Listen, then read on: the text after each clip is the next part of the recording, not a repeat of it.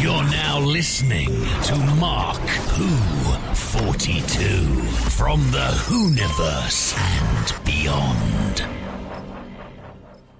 Hello, this is Trev, out of Trev and Simon. And this is Simon, out of the newly named Simon and Trev.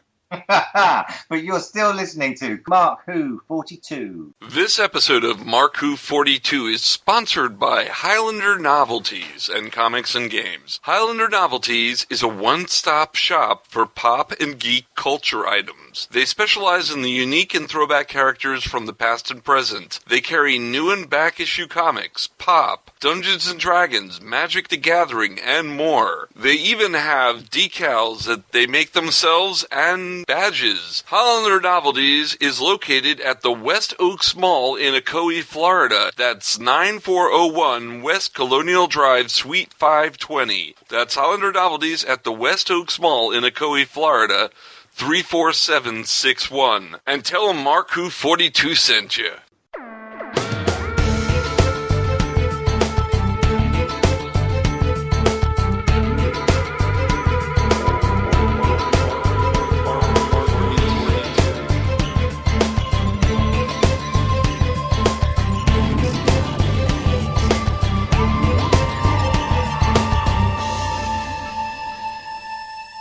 Welcome to MarkWHO42. Hi, I'm your host, Mark Baumgarten, and with me today are... Iggy Matthews. Patricia Helm-Fryer. Yeah. Oh, she called herself Patricia, not Trish. Oh, I guess I should go Trish. I like Patricia. That's good. Now we can actually link you on Facebook to you. Patricia is a mother-in-law name. I know, because I have a Patricia. Yeah, see, we were just joking about Cards Against Humanity, and oh my god. Today's show's going to be a fun show, guys. We have Christmas coming up in a couple of days. Are you guys excited about Christmas? Sure. No, I want it to be done and over with. I'm done. The older you get, and if you have kids, the more it becomes a nightmare. I'm ready for it to be done. Okay. New Year's, however, New Year's, Mama's ready. That'll be fun. New Year's. I actually feel opposite. I love Christmas, but I really don't care for New Year's. You don't care for New Year's? No. Well, you would care for New Year's if you were me, because I'm going to the Time Lord New Year's Eve Ball, hosted by Ken Spivey. You can find out more information on that on Facebook. Woo-woo. Get up, guys, because I'll be there. We are going to have music from the Ken Spivey Band and other bands. There'll be a sock hop. It's going to be fun. There's going to be, I'll be selling some cool merchandise, and there'll be some other merchandise. And there will be a panel on Series 10 and the Christmas special. Yeah, that's coming up on Christmas. That's why you should like Christmas. Yeah. And we will also be not acting out, we will be reading a radio play. Speak for yourself. We'll be reading a radio play for your enjoyment. We have people, it's going to be fun, and like I said, music galore, so there'll be dancing and alcohol. There will be alcohol present, so you can have your New Year's drink. Now, see, I would be very excited for New Year's if I was going to that. Yeah. I wish I was in Florida, actually, and I've never really said that, so... Wow, yeah, this is the first time we've actually... Yeah, whoa, did hell just freeze over? It froze over here. It was kind of a little chilly this week. It got down to 50 degrees. Actually, it got down to... Shut up. Shut your mouth. No, it got down to 46 degrees at 7 a.m. You poor thing. I went outside in 46-degree weather wearing my shorts and my T-shirt, and I was just like... You're a bad person. Cool. Stop. It was fun. Stop. I'm sorry, all the rest of you people in the Northern Hemisphere who are freezing to death. On today's show, we've got from Star Trek Continues, Michele, Specht, and returning Vic Mignogna with Patty Hawkins. So we'll have that interview for you a little bit later. But first, let's go to...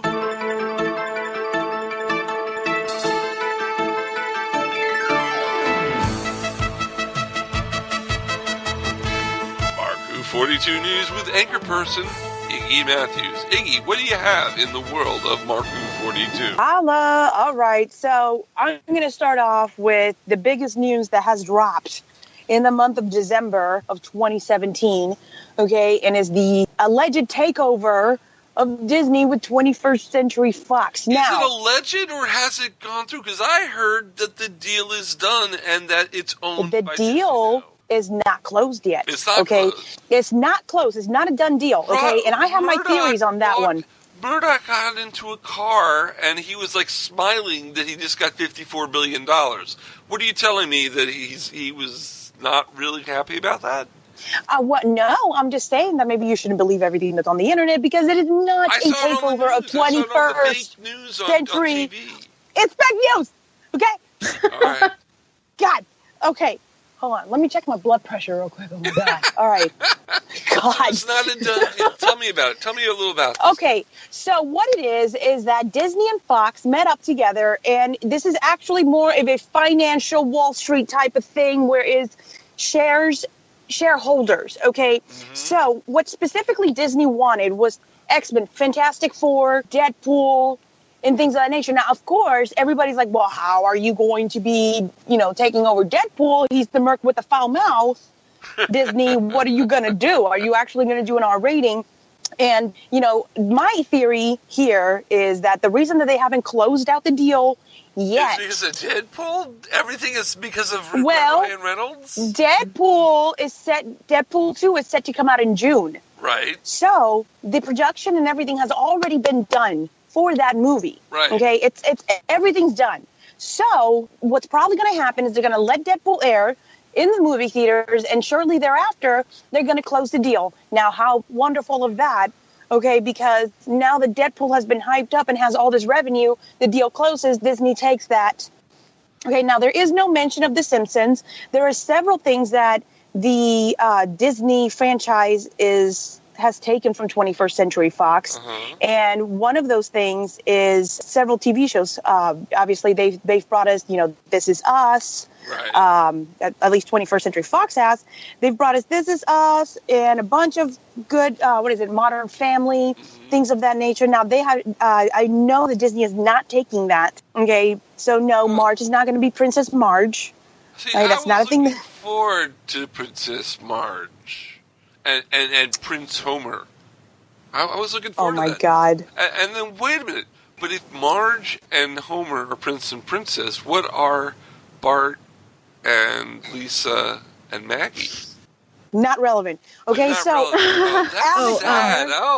And Iggy, I saw an article where Bob Iger, the CEO of Disney, he was talking about Deadpool. And he was saying that it's going to stay the way it is, and that they're going to make more R-rated Marvel movies.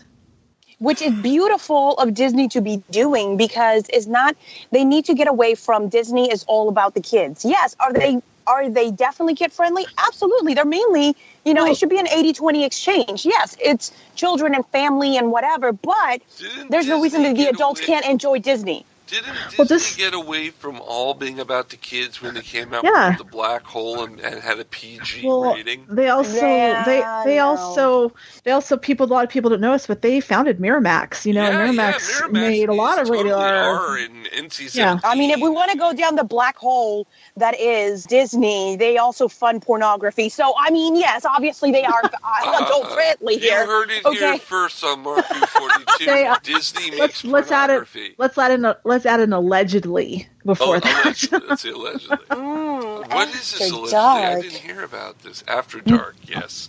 Okay. Anyways, getting away from the rabbit hole of Disney. No, that's fine. Let's go right back into it. You know what they should do? They should add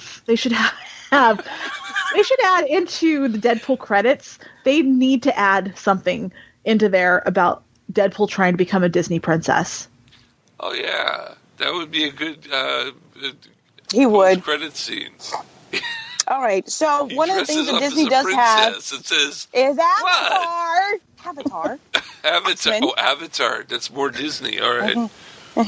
The Terrible Four, also known as Fantastic Four. Obviously, Deadpool, The Grand Budapest Hotel, Hidden Figures, Gone Girl, which, if you've seen Gone Girl, that was a mind flip. Oh, my God. Okay. And The Shape of Water, which that's a trick question. There is no shape to water. And The Martian with Matt Damon. Okay, so those are the things that they will be having. So actually, that's pretty interesting that, when I saw The Martian in there, I'm like, oh, this can kind of tie into their whole little science thing that Disney's been trying to do. Didn't they have like that, space thing in Disney? Space. What is space? The final Disney frontier. These are the voyages where Disney tries to buy out Paramount and makes a monopoly out of everything in the history of the universe. Monopoly! Yeah, I hate that game. I cuss on my grandma with that, okay? Like, I thought I had higher moral standards than that. I Monopoly prefer the tells game me, of no, life. you don't. I prefer the game of life. Okay, the game of life makes me angry as well because it totally does not work out that way in real life. Okay, it is. You learn about life. False advertisement. It's false advertisement. It is. Because I don't seem to drive around in a car with pinhead children, and it doesn't work.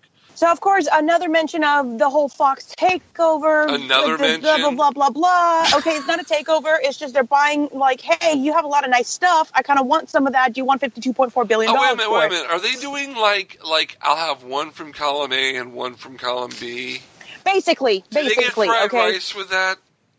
You know, it's like, I like all your top shelf stuff, and 21st Century Fox is like, well, hold on a second. I know it's nice, but you can't have all of it. Well, how about $52.4 billion? All right, let's talk. We're not going to take Fox News. I think let Fox News stay on the... Murdoch can keep Fox News. Could you imagine that? Disney News as a legitimate news source? Mickey Mouse was caught in a tryst the other night. Let's go to Geraldo Rivera for a report on that. Oh, my God. I can only imagine. You imagine if we had Disney News when the whole Clinton scandal came down? Oh, boy. Oh, boy, girls. We've got a blue dress that's got something on it. All right. Mm-hmm. Yeah. I think now without certain people on the show, we've hit a new low. It's our... Yeah. This was our... Bum, bum, bum, ba-da-da-da-dum, ba-da-dum, da-da-da-dum. Yeah, no. We're not doing that. Okay, anyways, so... Obviously, everybody's talking, that, Fantastic Four, is it going to get redone? Because Disney is obviously really good at making movies. So, are we going to have a legitimate Fantastic Four movie? I thought the Mike Chiklis, Chris Evans movie, the first one, was a legitimate movie for Fantastic Four. I thought that one worked. Disney already made a great Fantastic Four movie. It's called The Invincibles. The Incredibles. The Incredibles. I call it The Invincibles because I'm stupid. The Incredibles. Thank you. Thank you for that. Oh, yes. And then that leads us into our next news because they have X-Men. And I guess rumors are going around that perhaps Hugh Jackman hasn't retired his Wolverine hat. Well, it's because Disney has the power to control anybody's mind, and they're putting into his mind, even though he said he wasn't doing anymore, hey, maybe I should show up in the Avengers. Well, then, of course, we have people talking about how, is X-Men and Fantastic Four about to become part of the MCU, and it's not Mickey's cinematic universe. That's not what it is. Oh, I thought it was.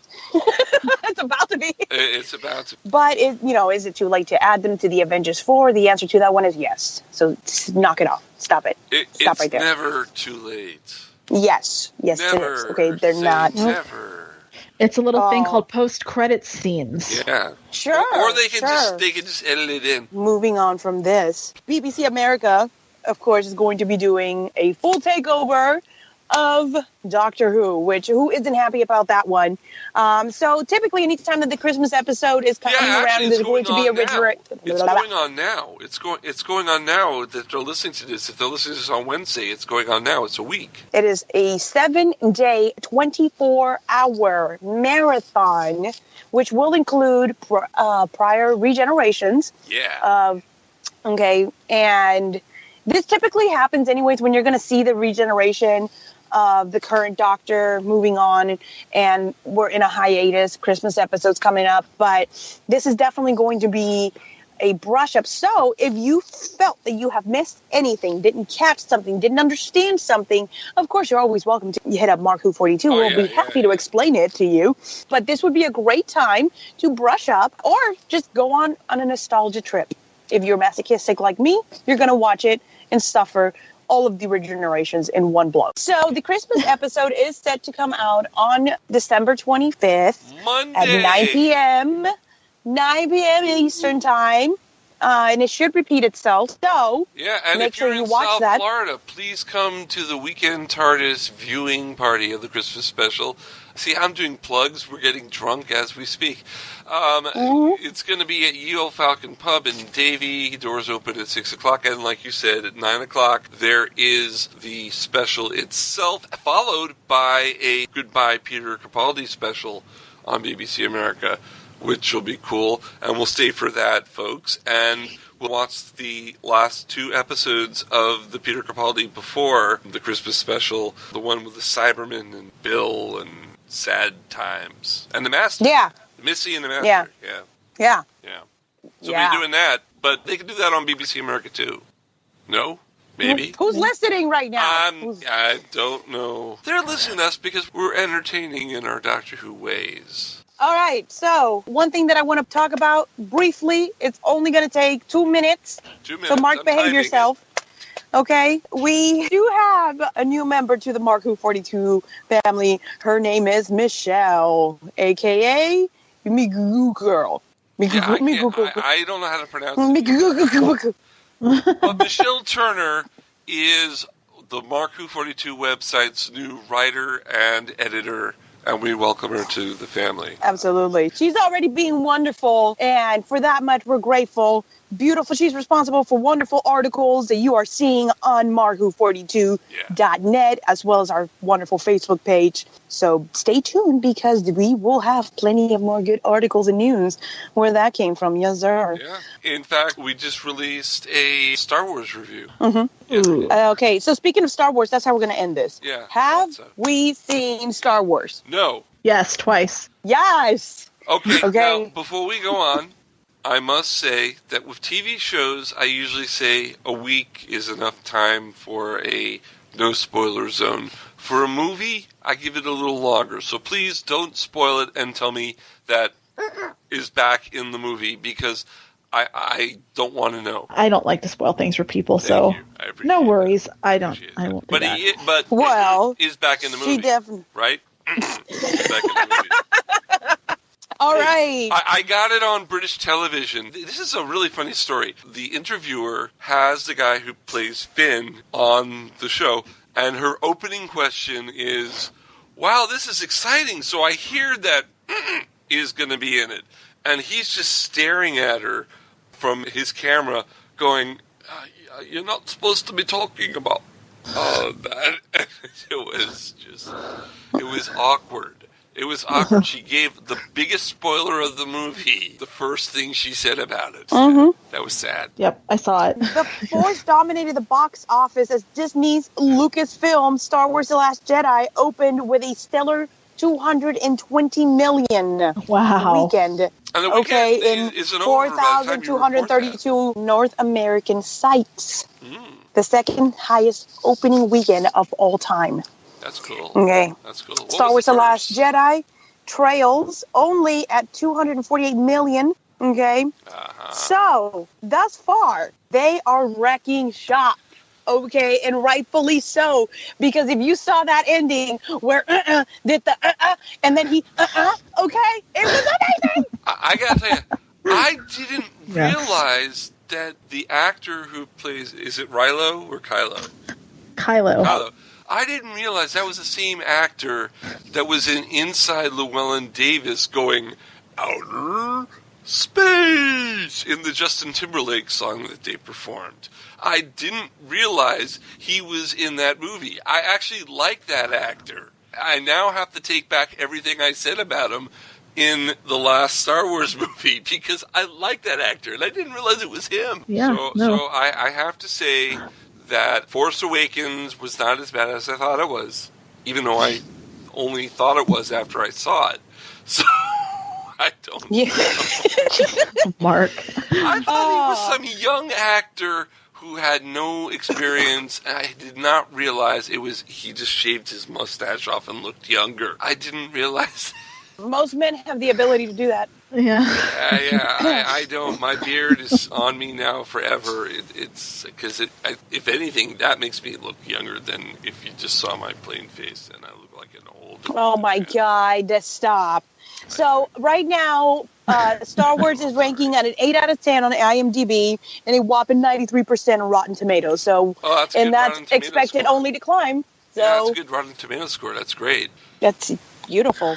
What's crazy though is that people are still hating on it, and it's just, of course, there's always going to be the haters out there, but yeah, like Mark, so. No, but I'm not hating on it anymore. I want to see this movie. In fact, for Hanukkah, I got Regal gift card. We're going to use it to go see Star Wars. I thought you would get like dreidels and stuff like that. No, dreidels are what you use to dreidel. Dreidels are the gambling device. It's kind of like a roulette wheel, a dreidel, except there are only 4 choices instead of 36 or however many there are.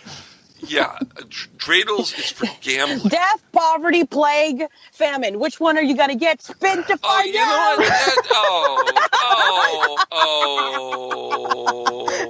Hey, this is funny. I just got an email. It says it's from iCloud Apple. And it says, your account need improvement to back normal again. Seems legit. Yeah, I'm gonna click on that link and see what happens. And spread it to your friends so they are aware. Yeah. What is that? How are people stupid that when they send a scam, they don't do spell check or grammar you know what? check? I'm that person that would do that, okay, especially via text message. Outside, here, waiting for you. I'm totally clicking. I'm sorry, what? I'm clicking because they said something about MarkWHO42. Say it again, and please don't hurt yourself. What? Yes. So please go watch the Star Wars movie if you haven't already, and if you have, go watch it again. Definitely highly recommended. It is beautiful. Okay. How long was it? Was it like 5 hours long? Oh, I wish. About 5 hours. Yeah, because I heard it's the longest Star Wars movie ever. Make sure you pee right before you go in the theater. Okay, is there a specific time where if I have to pee in the middle of the movie, I should go? Is there a downtime anywhere in there that I can leave? Can you give me at least that much? Yes. Space Vegas. Space Vegas, go out and pee? Yeah. Okay, Thank you. You've given me my pee break. Thank you. Or the Space Cow, okay? You can totally go without seeing that. That's too early in the movie. Well, yeah, Space Cow. Space Vegas is more in the middle. Space Vegas. Yeah. I don't think I need Space Vegas. Unless Lando Calrissian is playing roulette, I don't need Space Vegas. I'm just saying. I mean, he probably is. He just wasn't pictured. There? But is there. So that's kind of cool. Is that all the news we have, or do we have anything else? I want to know who's listening. They're listening. And if you want to listen, you can listen to Who's Listening with Mark and Chris. It's a new podcast that reviews Big Finish audios, and it's out there. No, I'm going to do the same thing to you. Look at me cutting you off. Look at me doing this. God, that feels so good to do. Oh, my God. You're the news anchor person. You're the one who Mark, gets cut off. You don't get to I cut know that people guy. off. I know that guy. Yeah. Mark and Chris. Chris Brown? No, Chris Baggett. Baggett. Baggett. Okay. Baggett. Baggott. That's sounding an awful lot like something else. No. He's not a cigarette. All right. Do we have any more news? Or is that all the news we have? I'm pregnant. Oh, God. No, really? God, no. Really? God, no. No. I thought we were announcing it first. I thought we had a news exclusive. No, MarkWHO42 is pregnant. We're about to be very fertile in a lot of things coming 2018. Yeah, 2018, How about that? A new beginning, the MarkWHO42. That's what it's due. Is there anything else that we can come up with to fill some time? Oh, okay. So the implication has been received, and I shall produce. Okay, I understood that. Okay. No, I'm trying to find something that is like a good conversation to go on a tangent on. Well, I mean, a tangent. I mean, let's be reals, and MarkWHO42 are going to produce an offspring. Well, Does yeah, make there's that. sense? Oh, Okay, but how is that gonna? The company. How is that gonna work? Yes, it is. It is. But how is that gonna work? Because we all know that Let's Be Real is an awful lot like Deadpool, the show with a mouth. That's for sure. And MarkWHO42 is the shy but good-looking, handsome. The one that the G-rated shut cousin. up. Yeah. That wants to be like me. Oh, Wade. He's like, look at him using all these explicit words. I can do that. Fudge sticks. I did it. Stick on a Get it. fudge. This new segment of MarkWHO42 has been sponsored by Cosplay Convention Center. You can find more information by clicking the link on MarkWHO42.net. They are a database for cosplayers, for anyone who works in the convention limelight. If you're looking for us, we're there. They have a database that narrows down where we're going to be. If you're looking for Doctor Who conventions in your area, this is a place to look. If you're looking for certain people going to conventions, you can find them there too. This database is amazing, and it's wonderful to use if you need to find out about your favorite genre, your favorite podcasts, your favorite professional cosplayers. Check out the Cosplay Guide. Again, you can find their link on MarkWHO42.net.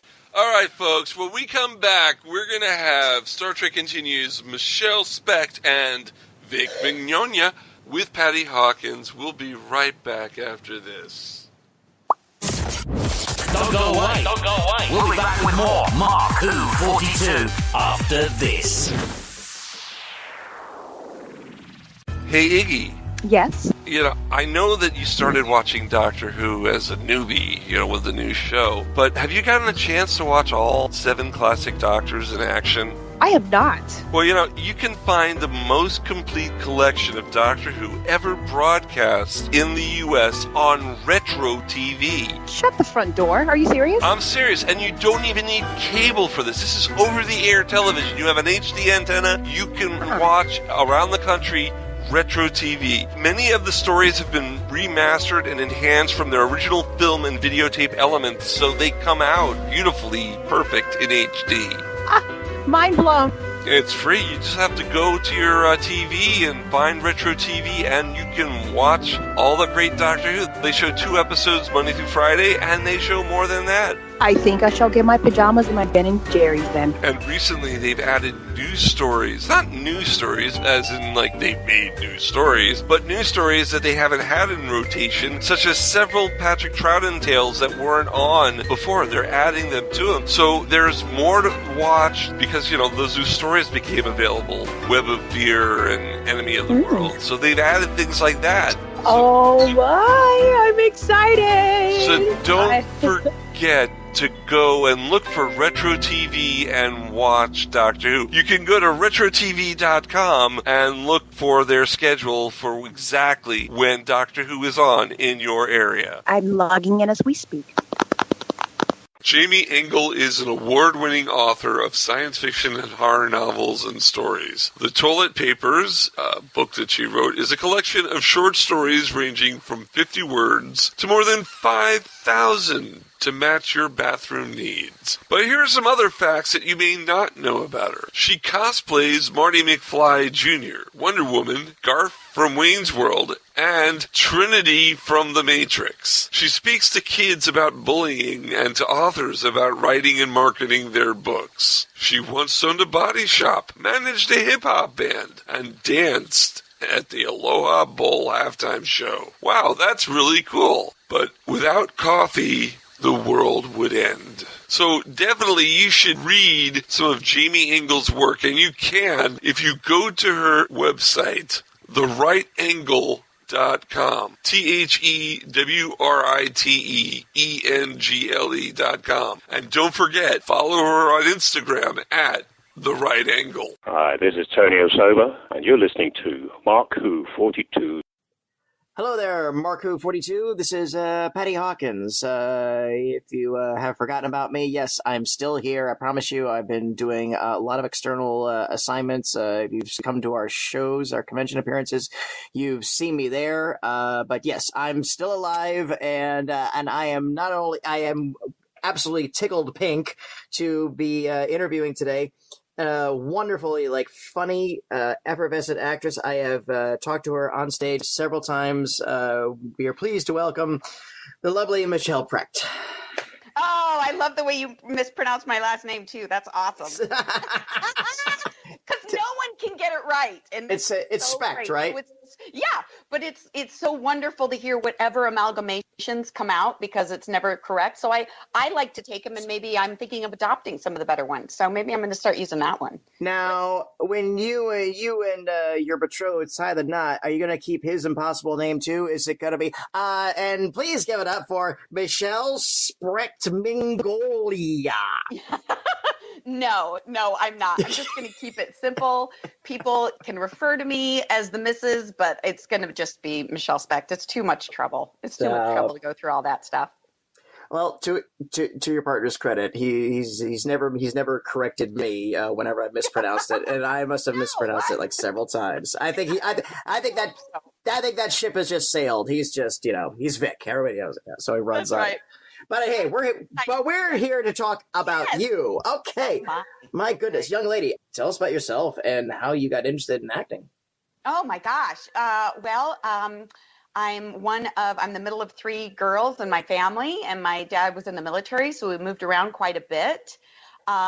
Nobody else in my family is interested in theater, really. My mom was when she was younger, but then she went into education, and I just have always been a ham, I guess is the best way to put it. It seemed very natural for me to just start doing it up on a stage as opposed to, in the line at the grocery store. So I've always wanted to do it from the time I was very, very young. I got into musical theater very early, did it all throughout. It was the only thing I remember, honestly, from high school and middle school. Those are the only experiences I have in my brain. The rest of the time kind of did not exist in my mind. I was involved in choir and theater from my earliest memories, and went to college for it and got a degree in both classical vocal music performance and theater. And gosh, I had an amazing internship with Théâtre de la Jeune Lune. I can't say it normally. It has to come out with obnoxious accent. When I was in college, and then I studied abroad in London, and then moved back there after I graduated college for a few years, and then somehow ended up coming out to Los Angeles and plopped down here a long time ago, Patty. It's Los Angeles. Nobody can get an acting job in Los Angeles. What are you talking about? And and started doing a lot of comedy. My background is in comedy. I did a lot of, even in my theater days, I was doing comedy dell'arte, and that was what my internship was with. So very big, broad humor. I'm very loud. Like coming to Los Angeles and learning how to be on camera I would love to see some of my first auditions, because I'm sure I was playing to like a 500-seat house. Like, no, this is a tight shot. It's literally just your face. You want to just turn knob down. Take it down. So it's... you're at an 8, and I need you to be a 5. No, you're at a 27. Yeah. And I need a 4. Turn it down. So, yeah, and I did comedy. I hooked up with these amazing, crazy kids. We came up with a lot of original sketch comedy. We did a show for 8 years all around Los Angeles, coming up with themed sketch shows that included filmed bits and musical numbers. We put them up regularly. We had quite a great following, and it was with a bunch of people that are now a part of Drama 3-4 Productions. Incredibly talented people. I'm a sketch guy myself. Yeah. Yes. Love it. I was able to be as weird as I normally am, and all these other creative minds. It was just this wonderful soup coming up with these amazing shows and amazing film takeoffs. Did a lot of short films. We did that for 8 years and did it all around Los Angeles. Did it at the Aspen Comedy Arts Festival, HBO Comedy Space. Like, we honed our skills, quite a great deal on stage. Well, you probably honed skills. You probably honed your synergy, because every good sketch group, they develop their own internal rhythm, and that's what makes it different. I mean, you look at SNL, you look at SCTV, you look at Python, Kids in the Hall. They have a fingerprinted identity that people just they nestle into, and that can take a little while to develop. So after 8 years, I imagine you guys must have been a damn good machine. Yeah, we were a very well-oiled machine, and we were putting out regular and themed shows. So whatever was topical at the time, either politically or just the theme we would come up with, all the films, all the musical numbers, and all much of the sketch was all revolved around that theme. And we'd always have like an opening number and a closing number. Very funny, very creative, very crazy, and very at sometimes incredibly irreverent. It was a lot of fun, and there was interest. First of all, the founding members of that started the drama. Then from there started a Drama 3-4 production company, the Drama 3-4 production company, and there was some interest from a lot of different kind of big hitters wanting to turn it into a TV show. That got very close. About 4 or 5 years into it, we were working with a number of, I don't even know if I should even say names anymore, but there were a lot of cooks in the kitchen. We were trying to figure out how to turn it into something primetime. It just didn't happen. So went back to doing the shows, and then we were hit up by the VH1 network they wanted to get into scripted comedy. They had never done it before. Their head of new scripted comedy, Danielle Woodrow, I think I'm saying your name, Danielle, if I'm mispronouncing your name, I apologize. This was a number of years ago. At the time, that's what she was doing. She was a really great supporter of our show and was like, hey, these guys are a prepackaged deal. They already have this incredible symbiosis. They already have amazing writing skills. Very hysterical. If they were to come up with an idea, it would literally be they could be writers, directors, and actors all in one. This would be pre-made. Sure. So that's what we ended up doing. We did a pilot for them. They approved it. We came up with a series idea, started, and literally it was Drama 3-4 at the helm of everything. They were doing it. It was kind of amazing, with your incredibly talented friends who were writing, directing, and producing a sitcom based on you guys. This group. Amazing. And it was originally going to be a spoof of it was going to be a spoof, and this will totally give away my age. Remember the after school specials in the 80s? Do you remember those? I was a little older than what. Yeah, I do remember. I know, Patty. Don't lie to me. You know what they are, though. You know what they are, and you know how they were like really overly dramatic and really life lessons. Well, we wanted to take that idea and plop it with a wink into a really boring office job when you're in your 30s. So it was the after work special is what we did. And every episode focused on I kind of like that. All the crap that comes about when you're adult that you really don't want to deal with, like debt and all your friends getting married and people having babies and then baby fever and all this kind of, every episode kind of had, and they all had original musical numbers, like literally in the middle of them, right in the middle of this office space, we'll break into dance and song. And it was, broad humor, so fun. And we did a season of it, but this was also right around the time there was a big strike happening in 2007, Viacom split, blah, blah, blah. A lot of stuff kind of came about to be that it was only one season. But, for a season, I got to make a TV show with the most talented and closest friends in my life. And it's kind of amazing. You were on MTV. I mean, VH1, yeah. That's. I had a regular job, which is really lovely. That's the wonderful thing about working on a series like that. And it was an absolute blast. And my character was just as weird as I am in real life. So she was insane, and it was really great. So you can still watch them out there. They're hysterical. They're just half-hour episodes with really broad humor and musical numbers right in the middle of it. And God, it was just so much fun. So. After that, the sketch group, we all kind of started going our own ways, and I started doing, I was able to do a lot of film work, which was really neat. And I did a lot of, I did some TV spots and commercials and. Yeah, I mean, you got to respect. I went into, You got a respectable dossier. Do you really, I was very fortunate.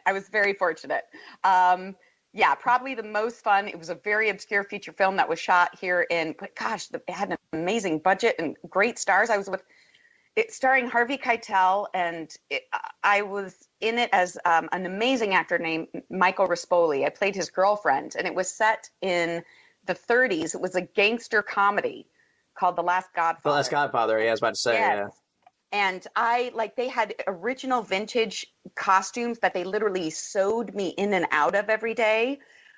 They were, everything about this. We shot at, wasn't it the L'Ermitage? Was that where we shot? That's here in Los Angeles. It's this incredible original Hollywood home. It's a mansion. It was this beautiful, it was just the craziest experience ever. So I was able to go on and do some really amazing and wonderful film work and TV spots and commercials and voiceover, which I'm still doing. Like I'm about to start tomorrow, actually, recording a new reoccurring character on Star Trek Online, which I'm so excited about because it's like my Trek nerddom and my character acting, which is really what voiceover gets to be in some situations, all come together. So that's always really fun. And when did the voiceover stuff start to be a blip on your radar? Well, honestly, I wanted to get into it while I was in the middle of doing sketch, and that's actually how I met Vic. No, really? Wow. God, yeah. I went to, first of all, I totally loved anime, and I got into it from Adult Swim on the Cartoon Network late at night. Mm-hmm. So I started watching this, and I was like, this is freaking great. I love this stuff. And then I found out that they had conventions about it, and I was like, what? My mind was blown. I had no idea they even existed. Literally, had no idea they had existed. And then I found out that we had a huge one in LA every year, Anime Expo. So I was like, I'm going to go, and I'm going to and they looked on the panel, and they were having all these people from Bang Zoom and Funimation, people talking about doing this stuff. I'm like, I want to do this. This is awesome. So I had this idea I was going to go and learn about how they got into it and what it's all about. So I went to a panel, and I did not know who Vic was. All I know is that every time he opened his mouth, every girl in the audience under the age of 18 literally lost their mind, screaming. It was insane. I was like, who the hell is this guy? But he's so incredibly enigmatic. No one could work a room the way this guy worked it. And it was just him being him. And you can't take your eyes off him when he's on stage. It's impossible. I have told everybody on the air and off the air. It's like even if you don't care about what Vic has done, watch him hold a room at a convention. He is a master class in being everything that his fans want him to be. Yeah. And he gives his audience what they're looking for. He makes them feel great, and class. You're absolutely right. And how to engage and excite and literally just bring a crowd all together under one roof. And it's a thing to see. It's a thing of beauty. It really is. So by the end of the panel, I knew the guy's name. I couldn't pronounce it correctly, but I knew who he was. And as I was walking out of the room, he literally, I think I was the only person there, old enough to vote and drink. I was probably one of the few people, adults in the room. And he totally did a double take when he saw me, which was so wonderfully ridiculous, and excused himself from the group and came over. And honest to God, Patty, this is what he said. He was like, don't I know you? Do we know each other? And I said, nope, but we're about to. And then that is how we met, literally right then and there, in that wonderfully cheesy fashion. Wow. So that was, and also while I was there, I also kind of got the names and contacts of people doing this. And I got into, my first role was on a Cartoon Network show called Mar through PCB. Yes. The folks over there are amazing, and started doing some other stuff and got into some classes and got a little bit better at it. I will say this, there are people that are far more, Vic included, that are just excellent at this particular kind of performance. I had no idea how difficult and challenging it would be. I still, to this day, prefer to be on a stage and in front of a camera. I find voiceover incredibly challenging because it's very much a right and a left brain thing. There's so much technical work that you need to be aware of while you're doing it, as well as being incredibly spontaneous and creative. and your mind needs to change on a dime, which usually I love as far as character work, but it's not improvised changing on a dime. It's got to be very calculated. And you're a live audience theatrical firecracker. Yes, I love it, and I feed off of it. And you're all by yourself in that box when doing voiceover. So yeah, you're watching the dots, and okay, yeah. Yeah, there's no one else to do. There's not a person to put your focus on and make them and what you want from them your focus. It's kind of all you, and you're hearing all the little pops and clicks and the really powerful microphone. So I love doing it. But I feel like I am better. There are other people that do it far better than I do, but I still thoroughly enjoy it. And when given the opportunity, I love doing it. So very excited about being back on Star Trek Online, because those guys, I don't know if anyone's ever been up there, but if you're ever up near Los Gatos and you have an opportunity to go see Star Trek Online in their studios, they are like the coolest people on the planet. They really are. I'm not even joking. They are so cool, and they're all like nerdy and geeky to the extreme, as well as being also brilliant. So go and say hello, bang on their door, and see if they'll let you. You heard that, and and speaking of Star Trek, we would certainly be remiss if we didn't talk about this little series that you and your fellas have been doing for quite a while.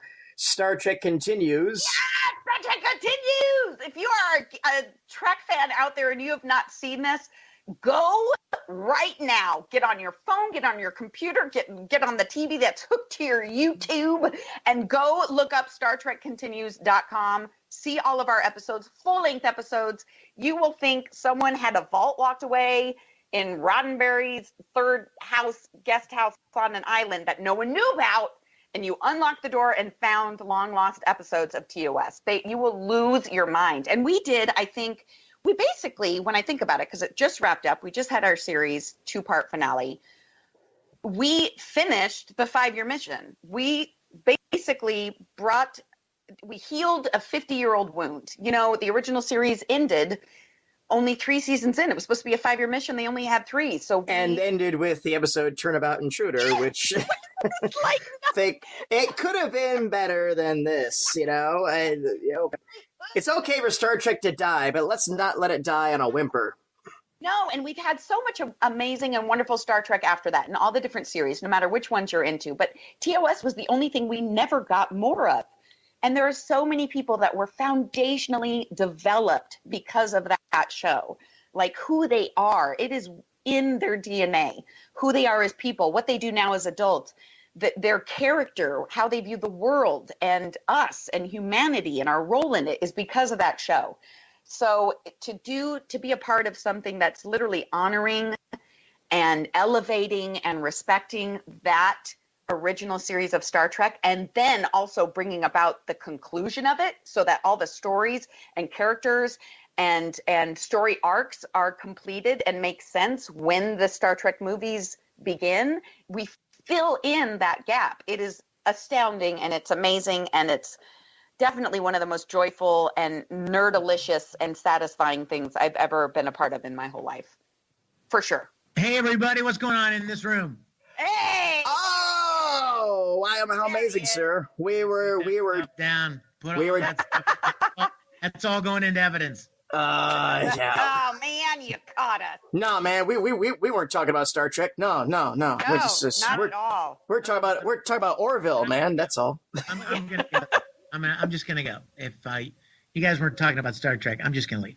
We were just discussing about how all good things and even some great things must unfortunately be concluded, and Star Trek Continues. This dream of yours is going out in really glorious style. Why don't both of you tell us about this? I need to sing that song from Les Mis, don't I? I know. Yes, you do, sweetheart. we can go back because it's not just this, not just STC, which, as we know, is absolutely incredible, but the dream and the spark of the dream that started far before you even figured out a way to make it your own. Yeah. I've wanted Patty for a long time to do something to pay proper tribute and homage to Star Trek, and Bill Shatner and Leonard Nimoy and all of the cast and crew that made that show. And it started out with me being involved with some other productions on a lower level, maybe playing a little role or directing or something like that. But then it kind of rekindled that love in me. And it made me start thinking, man, wouldn't it be cool if I could bring together a bunch of my friends who are not just friends, but we're also Star Trek fans. And we're not also just Star Trek fans, but also had great skill in different areas of production, whether it be camera or makeup or lighting or wardrobe or sets or props or whatever.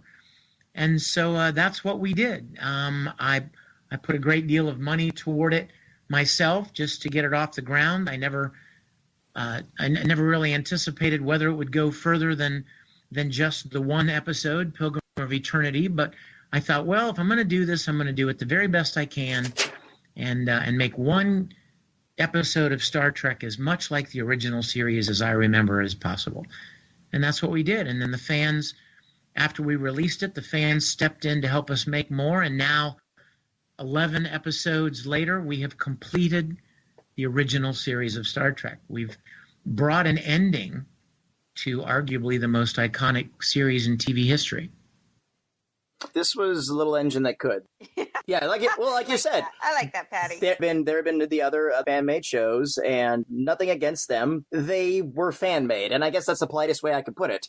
And you guys really brought an elevation to it, and you raised a lot of eyebrows over the years with this, and you can sort of tell by the amount of talent and the guest stars and everything else. It seemed like you had lots of people knocking at your door saying, hey, could I play a little bit part, or can I do this? Thank you. And that's just not on camera too, is it, sweetheart? I mean, the people that behind the scenes just wrote and were willing and excited to get involved and donate their time and talent was amazing as the show went on.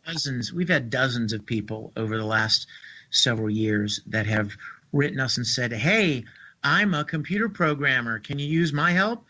I build models. Can you use my help? Fill in the blank. We've had dozens of people that are really good at something, and they would love to be able to bring something that they have a particular skill in and combine it with something that they have a childhood love and nostalgia for, which is what most of us did. I was inspired to try acting for the first time because of William Shatner. So how special would it be? And I started making little home movies because of Star Trek. So ended up getting a college degree in film and been acting since I was 10 or 11 years old. So how special is it for me to actually make something as a tribute to the very thing that inspired me to try the skills for the first time that I've now developed over 40 years. You mentioned something a little bit ago about other fan productions. I have no ill will against any fan productions, as long as they don't screw the fans. I mean, as long as they don't steal from the fans or other productions. But fan productions, I mean, God bless them. And we are one. But the only difference is that a lot of fan productions don't have a bunch of skills and background and training and experience in elements of production or story writing or editing or acting. So it's not meant to be, nor should it be taken as some kind of a slight. No. To say, they're fans making a tribute to something they love. That's not an insult. If you were to say to me, hey, Vic, you're not a great basketball player, I wouldn't be like, let's fight, dude. I want to fight you, because I know I'm not a great basketball player. There are certain things that I have skills in, and certain things, some things are your strong suits and some things aren't. So I don't mean any ill will toward any other fan productions. I've spent my life in production, in all forms of production, and developing skills in every facet of production. So when I decided to make Star Trek Continues, it was my intention to bring the highest level of production quality that I could, given everyone were volunteers. I couldn't throw tens of thousands of dollars at people, to come and do their job for us. It was all labor of love.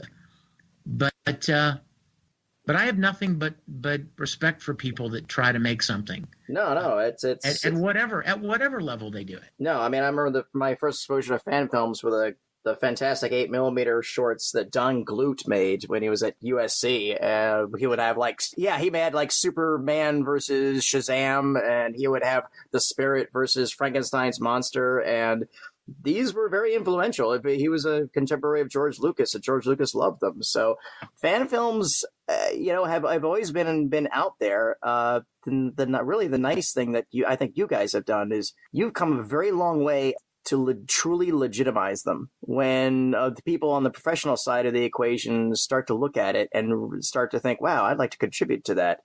I think that is done so much. Great. I think we're just you can't I don't think you can categorize these. It depends on what you're looking at them for. If you're looking at it on a basis of love, how much does this person love the subject matter? Then we're all playing in a really big sandbox, and there's room for all of that. And passion, that's all really elemental to what it is to want to make something. Passion will always be prevalent. I mean, yes. You can tell when somebody's really got their heart into it, and I think a typical fan, not talking about the trolls online or whatever, they're going to say whatever they're going to say on their threads, but honestly, I think any fan would watch any sort of fan production and think, wow, this is enjoyable. This is good. This is good. I get this. It's a labor of love meant towards people that love the object of it. So I just think Vic is in kind of a different category in the fact that this is what he does for a living. And many of the people that he knows that also share his love of Trek also do it for a living. So to be able to do it on that level is just something, I don't know if it's, if there's a lot of folks that can do it at that level. You had access to a larger base of resources, both as talent and technical and everything else, and you just made full advantage of it. There's nothing wrong with that. And that does not in any way diminish anybody else's stuff. No. Correct. You just happen to have a bigger sandbox. That's all. Yes. But the nice thing is that you push that sandbox to its absolute limits. Yeah. I think that's a very good assessment. Yes. And you still could be probably wishing you had an extra square foot. There will always be that. How did you decide, okay, I think we're going to bring it in for its final landing? How did that decision come about? Well, when I started the series, I wasn't thinking about the ending. You weren't even thinking about a second episode. I know. That's really funny. Exactly. So even after we raised the money to make 2, 3, and 4, what we were going to do for an ending was never really in our minds yet. But I always intended to make a limited run. Sure. I mean, it was always my intention to make, and at the time I didn't know, maybe 13, maybe 14, maybe 15 episodes. But it was always my intention to make a limited, basically the equivalent of one more TV season. And it was always my intention to finish the 5-year mission and leave everybody where they were when the motion picture picked them up. How we got there was not really a topic of discussion until we got to about maybe episode 7 or episode 8. And the climate toward fan films started changing for reasons that we shall not go into. And the word that I got from the powers that be was, we know that you planned on finishing your series anyway. We would like to encourage you to wrap it up sooner rather than later. And to be honest, that was kind of magnanimous on their part. Very. They could have easily said, you're done, along with everybody else. Very easily said, don't make one more. But I think they understood that there was a huge, huge foundational difference between what we were doing and the quality and the integrity with which we were doing it, and other people that were doing it nefariously and without integrity, and you know what I mean, and a bit in a way that reflected poorly on Star Trek. And CBS had to step in and defend and protect their license as they have every right to do. But they had no desire to hurt us. They had no desire to hurt a lot of the other Star Trek fan productions. It was just clearly it was a case of collateral damage. It was just it was fallout. It was undeniable fallout, unavoidable fallout from what happened. But as you say, the very, very good news and very gracious news was that we were able to wrap it up quicker. And when we got that message, we thought, okay, well, we're not going to be able to get 13 episodes done, but maybe we can get 11. And so we kicked into high gear. I mean, we were working on multiple episodes at the same time and trying to get 11 done as quickly and efficiently as we could. Also, given the money that the fans had donated and trying to be good stewards of that. And I feel like we did, and we have. Well, you've managed to leave original Trek off on a higher note than Turnabout Intruder. So for that alone, we congratulate you.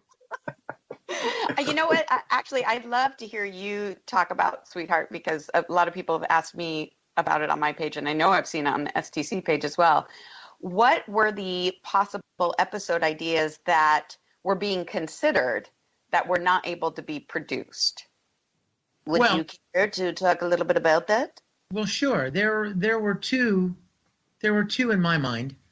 I really, after we did the Kickstarter for the second crowdfunding campaign, and Todd and I put on the gangster uniforms, the gangster outfits, I thought, man, it would be so cool to do a follow-up episode to A Piece of the Action.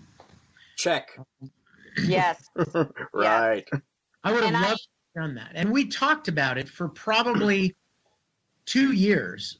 We kicked it around, and I even had a couple of people that submitted some story ideas, but they weren't very good.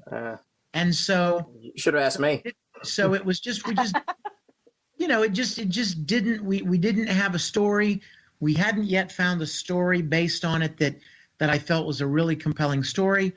And then of course, things changed. So that was one episode. And the other episode, I had always wanted to do a humorous episode. Much like The Trouble with Tribbles, or something that was lighthearted, maybe Shore Leave. Some would consider Shore Leave maybe. I Mud was kind of a funny episode. Yeah. And I wanted to do a humorous episode. And one of the ideas that I came across, because a lot of our cast are very musical, and I thought, wouldn't it be cool if maybe McKenna comes into Kirk's quarters at the beginning of an episode and says that the crew morale is really low and that people are really feeling the effects of the deep space and blah, blah, blah. And Kirk says, well, what do you recommend? And McKenna says, let me put on a musical. And you can imagine, I mean, if you've spent any amount of time with Michele, you totally see how she would just, explode in this role. And she could talk about how she used to do theater back in school, and she directed some musicals, and so she begins to round up cast members to do a musical in the ship's theater. And so that would end up being kind of the B story, whereas there's something more serious would be kind of looming in the background that would be the other story. But that was the other idea, would be like a musical episode. And I mean, Todd sings, Chris Doohan sings, I sing, Wyatt Lenhart sings, Michele sings. I mean, we could have had a lot of fun with that if the story were written well. That never really materialized. But, I got to tell you, though, Patty, we've had 100 scripts and stories submitted. Oh, yeah. And the vast majority of them that I've read, they seem to be missing that certain spark of a theme. Whatever it is, when I started this show, I always told myself that the story was going to be the most important thing. I mean, anybody can build sets. Anybody can go to Lowe's and buy wood and paint and nails. And anybody can buy uniforms or make uniforms. But to craft a thought-provoking story and then execute it well is a very special skill. And so I always felt like it was the stories of Star Trek, of the original series, that were the most, I mean, that's what made it so endearing, were the stories and the telling of those stories.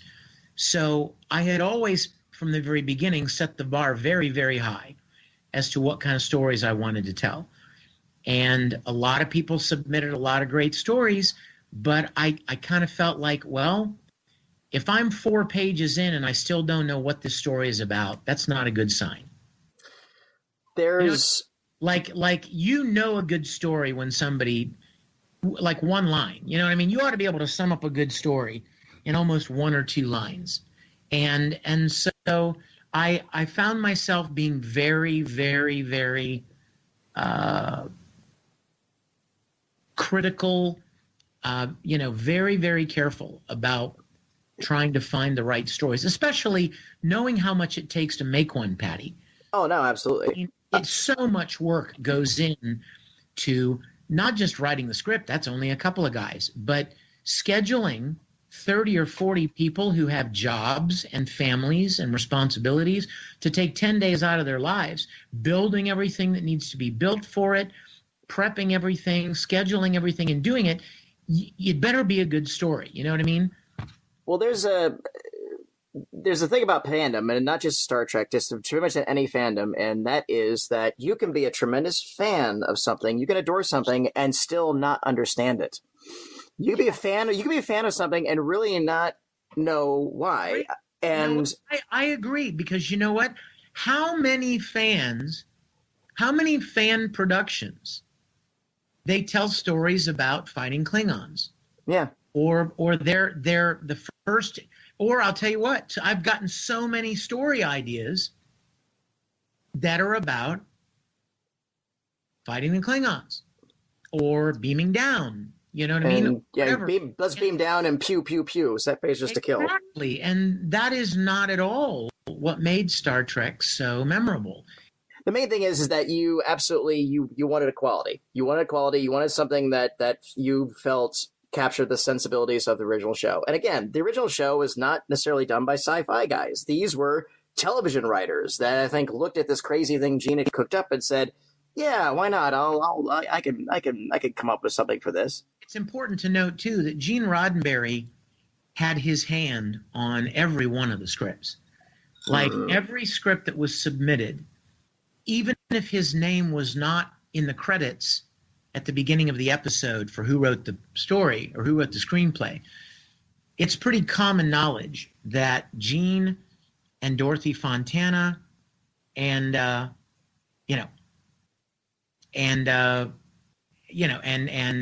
Justman and these guys would tweak the stories to make them more in keeping with Gene's vision.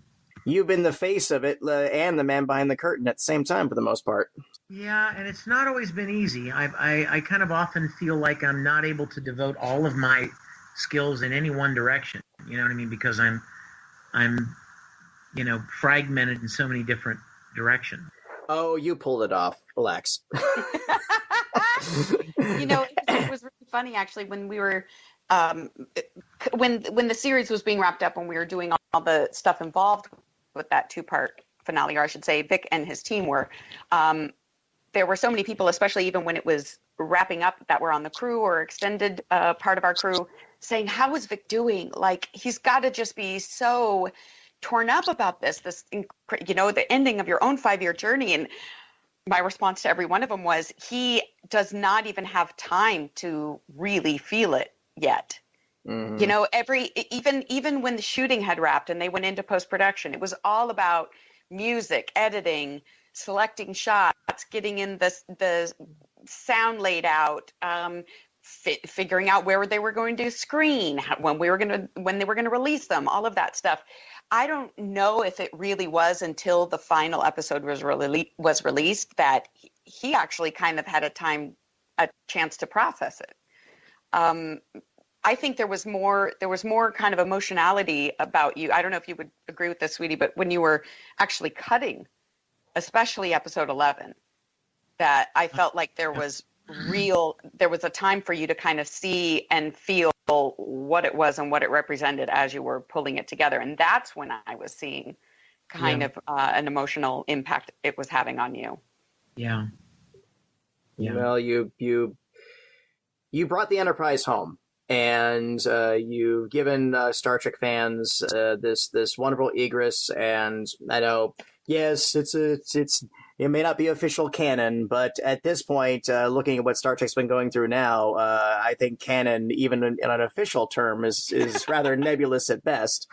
And so, you brought the Enterprise home, and damn it, man, you even managed to make that the motion picture uniform look good. I tell you what, it sure was fun wearing it. But thank you for saying that.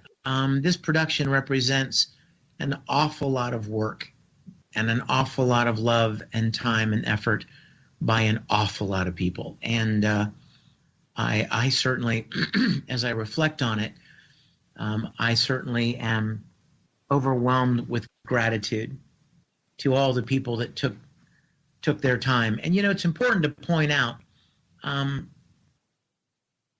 most fan productions, they can't keep the same group of people together over and over and over.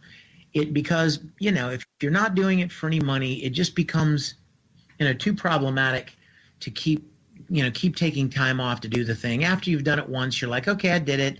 I'm done. I don't need to do it anymore. Mm-hmm. But I am so proud of the fact that in all of this time, with 30, 40, sometimes 50 people involved in our production, I can count on one hand the number of people that we've lost in the entire series. For the most part, we have had virtually no attrition whatsoever. And that's extraordinary when you consider that you're not handing people a paycheck. Indeed. Right. Extremely extraordinary. I mean, well, and actually the opposite, honey. In fact, your team grew and grew and grew. I mean, if you were to look at the group of people we started with during the vignettes or episode 1, and then the size and scope of our crew at the end of it, we were taking on family members. Like, we were pulling them on board. Oh, yeah. But I'm talking about people that were there from the beginning and they stayed the whole time. Yes. Somebody may be willing to do a favor for you once, but you know what I mean? But unless you're handing them a paycheck, they're not inclined to do it again and again and again and again and again 11 times. It's extraordinary to think that Matt Busey has shot every episode. Yeah. Lisa Hansel and Tim Vidito have been makeup for every episode. Ginger, except for the first couple, has been our wardrobe supervisor. People like Scotty Whitehurst and the Warner girls, and on the list goes of people that have been a part of our series since the very beginning. And even though we weren't throwing money at them, they just kept coming back. And and that people were involved with it because they knew that it was something special. And so I'm extremely proud of what we've accomplished as a team. What's been the reception of the conclusion? Oh, it's been overwhelming. I mean, overwhelming. I don't know any other word. It's just been off the charts. And I think the more people that find out about it, the more it's going to grow. I mean, the world is full of millions of Star Trek fans, and a large number of them have never even heard of us. I think they would love our series if they knew it existed. So yes. The biggest challenge now is to get the word out to people, Actually, I think the biggest challenge is both of you are going to have to field the third question in every Q&A is like, oh, when are you going to do more Star Treks? Yeah. Yes. It's so hard to communicate because, the love and the idea is wonderful, but I mean, you can talk to Vic, you can talk to Lisa, you can talk to James about the amount of time and effort that is required just from that spark of a wonderful idea, it's just unsustainable to keep going on. You know what I mean? It's just unsustainable. Either that or just have a short version of talk to write to CBS about that. Yeah, there you go. Yeah. Write to CBS about it, but please be polite. Yeah. And yes. I can't believe when I was listing all the people involved for so long, James Kerwin and Ralph Miller, from the very beginning, Royal Weaver. So yeah, when people ask me that question, I'd like to, as Mr. Spock I always used to say, I'd like to think there are always possibilities, but at the present time, in the present climate, we are going to, we finished what we set out to finish. That's the most significant thing. We did what we said we were going to do in the time that we said we were going to do it. We used the fans' money for exactly what we said we would, and created something very, very special. And who knows, maybe in a few years, we might all come together and make a Wrath of Khan era feature film. But for the time being, it's just we finished what we intended to finish, and we hope people spread the good word about it, let others know about it. With that statement right there, you just made a bazillion Star Trek fans' heads start to spin. I always love the Monster Maroon. Always love the Monster Maroon uniforms. Yeah, that would be, you would rock that, no question about that. Question I wanted to ask while I got both of you here, how did Michele's character, Dr. McKenna, evolve, being that she was an original character for you and sort of a retcon of the position of ship's counselor? I can certainly let Michele answer that. When I was casting the series, the regular characters of the series, we talked about whether or not she could be Nurse Chapel or whether or not she could be Yeoman Rand. But as we were talking about that, we were talking about bridging the gap between TOS and Next Gen. And we started asking ourselves, what did they have in Next Generation that they didn't have in TOS? Well, among other things was the holodeck, which we introduced, and we upgraded our phasers a little bit. And the third thing was they had a ship's counselor on the ships, and that was apparently a standard complement to the ship's crew, but certainly it wasn't in the original series. So we theorized, what if we introduced the first experimental ship's counselor program? So we created this character, and Michele just absolutely knocked it out of the park. I mean, it's no small task to hold your own with iconic characters like Sulu and Chekhov and McCoy and Uhura, and she rose to the challenge and created a very wonderful character. I can't tell you how wonderful it is to hear you say that, sweetheart. Thank you. I can't tell you how much I value hearing that from you, because it's I know how much the subject matter means to you. I know how it raised you, and I know how much it is literally woven into your DNA and what it means to you. So it was just on a side note, just being your partner was so important that I don't know, I just wanted whatever my part to be would be something that contributed something to the realization of your childhood dream. So well, you certainly did from my perspective. Yeah. And another thing too, I mean, whoever has a license at the time always tries to kind of put in like original characters and stuff in various permutations of the comics. There have been attempts to it, and really the only ancillary characters created from a different source other than the original one that I think, to me, stand the test of time and will be in the hearts of fan canon are Maris and Erex from the animated series, and I think your character. I think Dr. McKenna has definitely earned a place, and she will always be thought of very well. Oh, thank you. And I think McKenna and Smith. I think Smith. Yes, Smith. Kipley Brown did with Smith, which was so brilliant, to call back to the very first episode, what we thought was just a blink of a character, and then bring her back to really kind of embody what it means to be, a Star Trek honor. when it comes to what it means to be a member of Star Trek. I think 20 years from now, I think when there's a next generation will be doing fan films, I think your character will be portrayed. Oh gosh, that would be awesome! That would be awesome. I think whatever fan films will take, whether everybody can do it from their home computers and develop their own. I think Dr. McKenna is going to live on. I'm a bit surprised if you are correct about that. Well, I already freak out every time I see a McKenna cosplayer. I like lose my, and they kind of get a little. I'm like, oh my god, you look amazing, and can I take a picture with you? They're like, they get a little like, oh my, oh yeah, sure, oh it's you, yes, yeah, sure. I fangirl out. I think it's the coolest thing ever. Yeah. So, all right. So, Vic, I know you have to take off to us. What can we expect in the future? Anything on the horizon you can share with us? There are a lot of things going on. I'm currently I'm in Dallas right now as we speak. I'm actually talking to you from the offices of Funimation Entertainment, where I'm directing an anime series called Junie Tyson. It's a simuldub that is on. A new episode comes out every week at Funimation.com. Check it out. It's a very cool series. And I'm also playing a role in a short film that one of our Star Trek Continues producers, Lisa Hansel, is producing an independent project called When the Train Stops. And it features a lot of our STC family members, Mike Forrest and John Delancey and James Kerwin and Kipley. So check that out. And we're just finishing up a crowdfunding campaign. So if you look it up and it seems like something you'd like to help with, check it out on Indiegogo, When the Train Stops. And, just trying to continue to promote and release new features related to our final episode.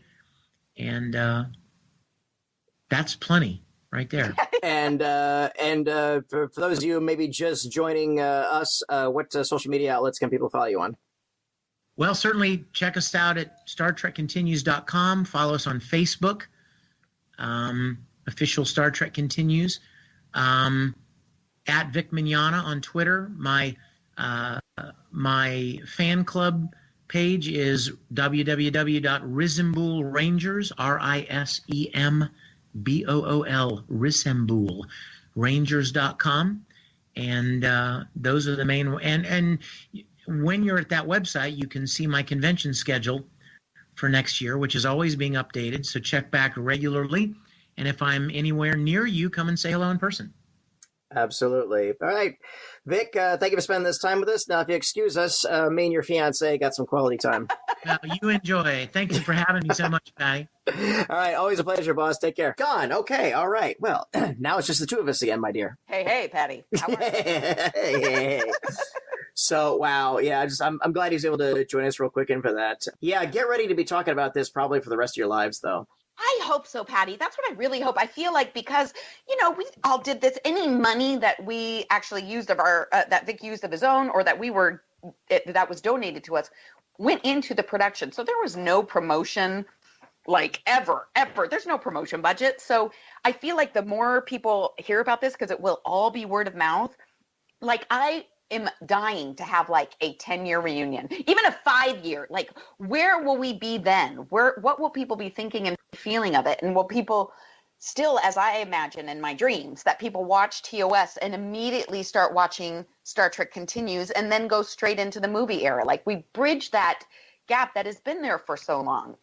I'm excited to see what happens as more and more people learn and know about it. And I'm excited to keep going to conventions, because now we can start having panels where we talk about all the stuff behind the scenes, all the things that, we want to keep this air of propriety about when we're doing this series while it's in production. But now the cat is out of the bag. Everybody knows us for the weirdos that we are. We proved that we could do it, and now we can kind of just talk about all aspects of it as well. And honestly, a really nice thing, too, is that you have the ability to turn anime fans into Star Trek fans and turn Star Trek fans into anime fans.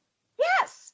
Because people on the outside of geek culture don't really quite understand that it's not a giant, big, happy family where the fandoms hold hands and Star Wars, Star Trek, Star Wars, Star... Yeah, it's not like that. Everybody kind of walks in with their own niche now, as opposed to 30 years ago in geek culture. You go to a convention looking for things you didn't know existed. Now everybody comes on in, I won't say with a chip on their shoulder, but everybody's like, no, I'm only interested in what I'm interested in.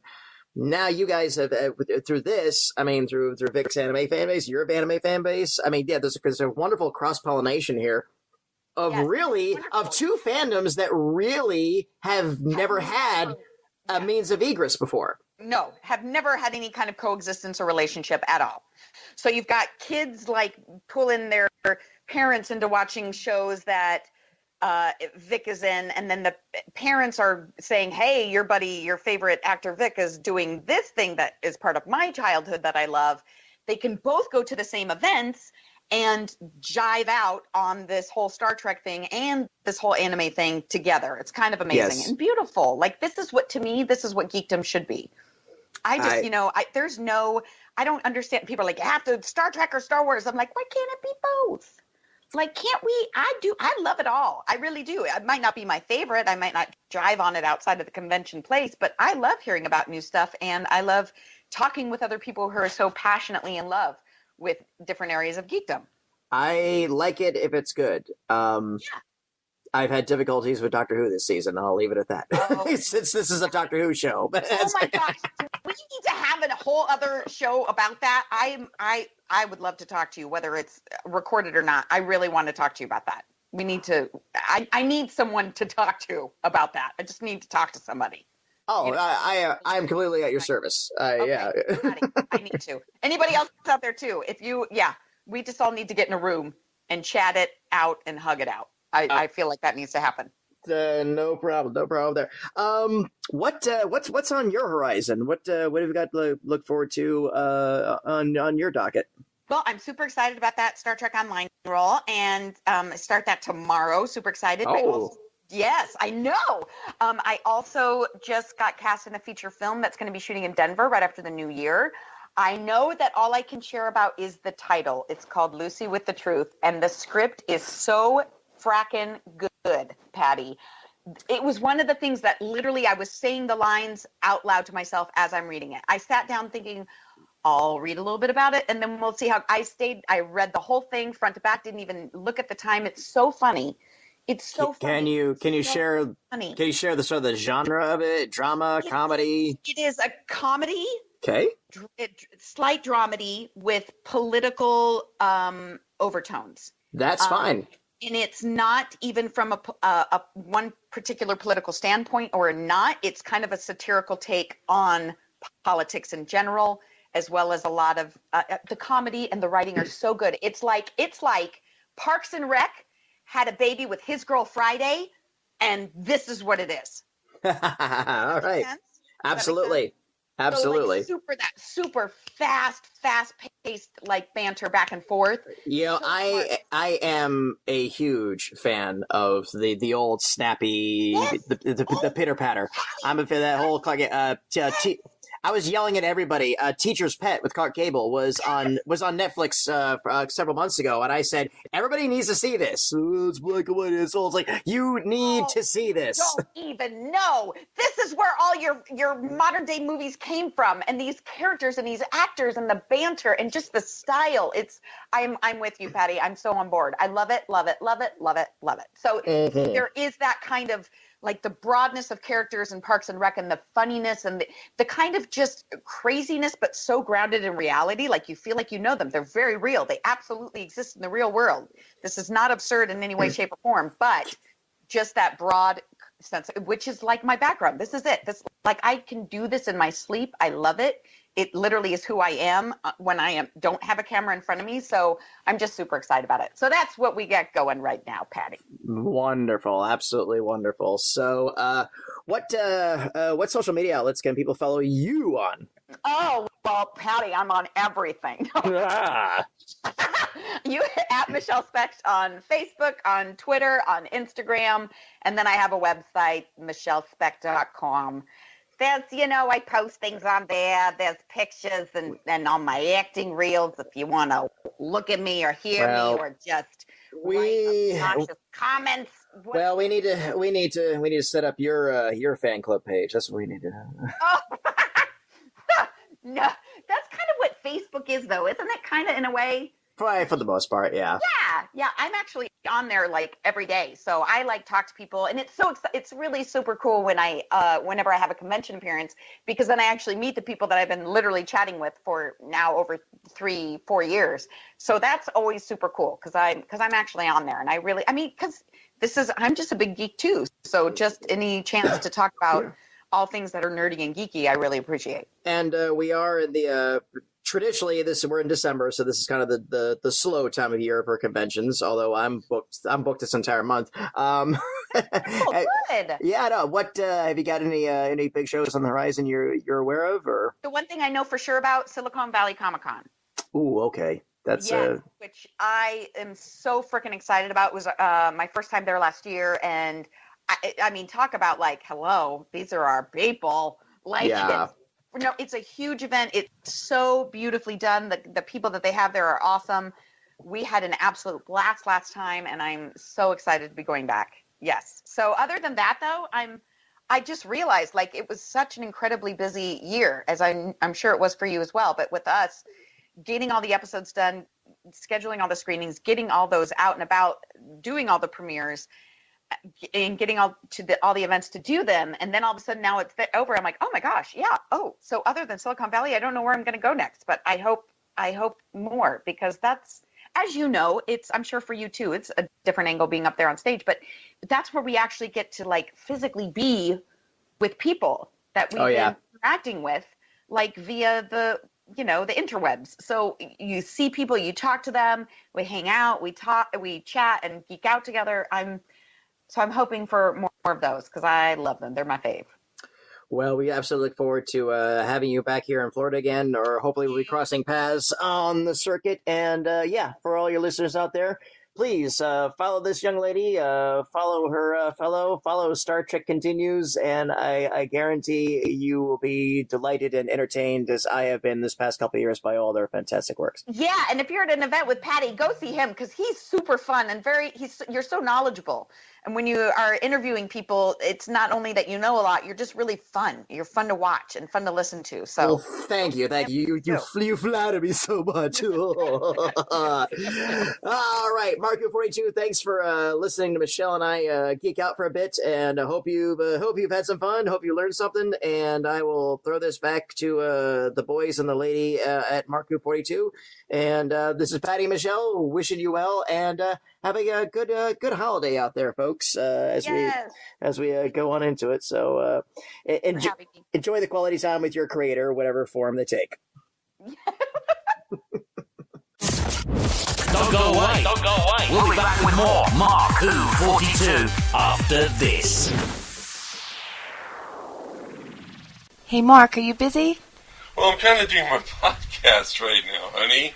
I want to show you this website. I saw these cool things at Florida SuperCon, and the website is www.drwhocrystals.com. You know my birthday's coming up. It is. Let me type it up right now. So do you see this? They are laser engraved crystals with pictures of the Doctor in the TARDIS. I want one for the living room. I've always wanted to have a TARDIS in the living room, but I've always been afraid that it's going to look like But, these look really good. I mean, they're 100% crystal, and it looks like Peter Capaldi. And I know that at Florida SuperCon, these guys, because I did meet them, and these guys got the rights to Peter Capaldi's likeness. They've had the likeness of the first and second Doctor. They've made them. Really want one of these? Yeah, I've heard that they work closely with the BBC to get the pictures just right, and we really have to order one. It only weighs about 3 pounds. It's a real thing of beauty, okay? It looks elegant, and you have to check it out. Their website is www.drwhocrystals.com, and they are so affordable, Mark, that I want one for my birthday. And then the holidays are coming up. Get one for me then, too. You got it, hon. MarkWHO42 is proud to have Famous Faces and Funnies as a sponsor of our show. They have literally tons and tons of comic books, novelties, and everything. They're located off of 3020 New Haven Avenue in West Melbourne. If you want to give them a call, let them MarkWHO42 sent you. You can call them at 321-258 3575. But they are a huge store. I mean, you've seen comic stores, but this one is kind of like the Costco of comic stores. They have tons of merchandise. It's incredible. You can go from one store, then there's another section and another section. They have tons and tons of stuff there for you to buy. If you have any geekdom out there, Famous Faces and Funnies has got it. Doctor Who, Star Trek, Star Wars, everything. Rick, the guy who runs it, real great guy. You definitely want to check out Famous Faces and Funnies in Melbourne, Florida. Hi, this is Sebastian J. Brook from Doctor Who Online, and hello to everyone at MarkWHO42. Welcome back to MarkWHO42 here on Krypton Radio. I'm your host, Mark Baumgarten, and we are going to have a special guest with us. He is a writer. He lives in the Florida area, and this is one of our local artists' interviews. He's a big fan of Doctor Who and Big Finish. His name is Robert Thompson. Hello, Robert. How you doing, sir? I'm doing great. How are you doing? Excellent. Just enjoying a nice Sunday. That's good. Now, we've met at conventions in the past, haven't we? Oh, yes, we have, sir. Yeah. And I always buy your merchandise. Yes, you would, and I thank you. And folks, don't think this is just because he buys my merchandise.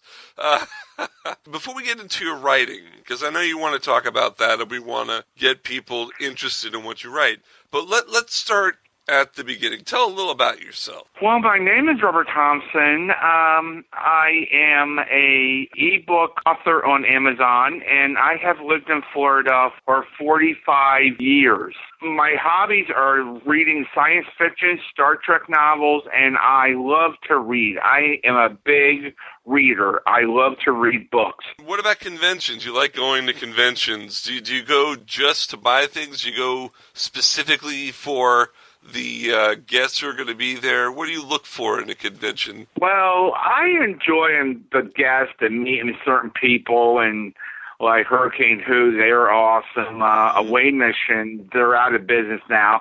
I like the conventions because I get to interact with sci-fi fans, and I have been a sci-fi fan for 40 years, so I kind of enjoy them. What about Doctor Who itself? When did you start watching? I have been a Doctor Who fan for 37 years. 37 years. Wow. If I do the math, I'm somewhere back there, too, because I started in 1978. Wow. Yeah, and I've never looked back. Me either. I found it by accident one night.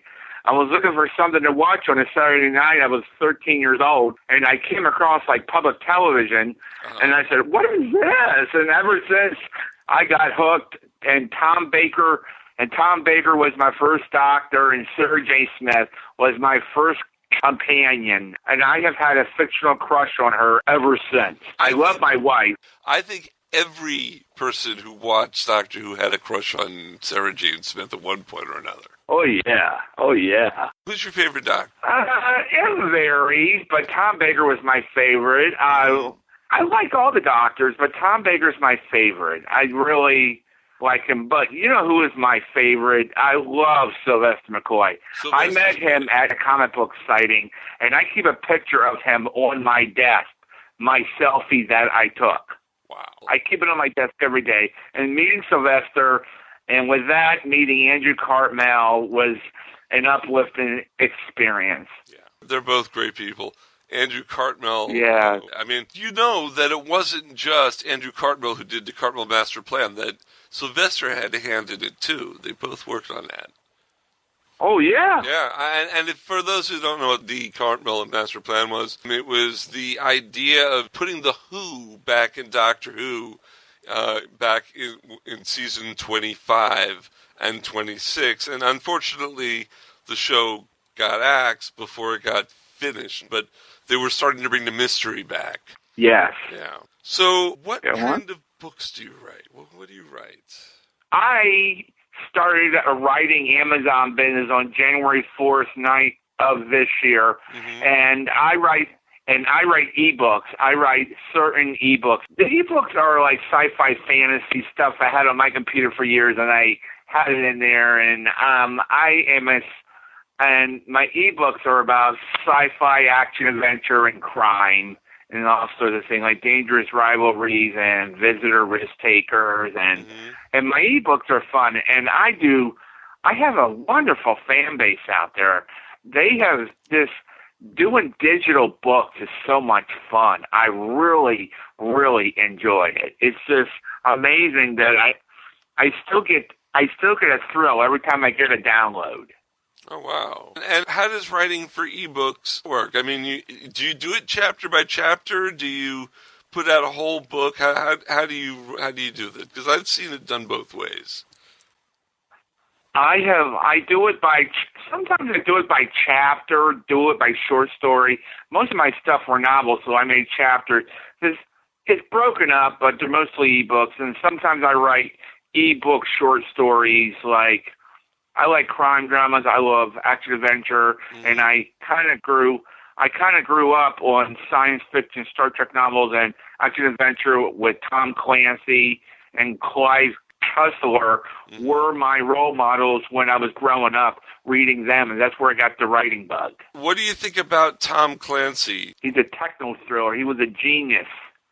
He knew what he was doing. He's a wonderful man, and reading Clancy growing up was a big effect on me because it was like a big event with Jack Ryan, and he write the character. I think he passed away a few years back, but his estate is hiring writers just to write his stuff now. Now, I know you have a campaign for a story that you're writing. Well, actually, I think you've ended it. It's called Past. I have an update. I brought it back. Oh, okay. So tell them about Past Living. Sell Past Living to my audience. Past Living is something that was based on me in high school. I took it loosely based, and it's like a roller coaster ride that doesn't want you to jump on, you can't get off. It's like a twisty time travel romantic thriller of time and space and a murder mystery, and it's all about this guy.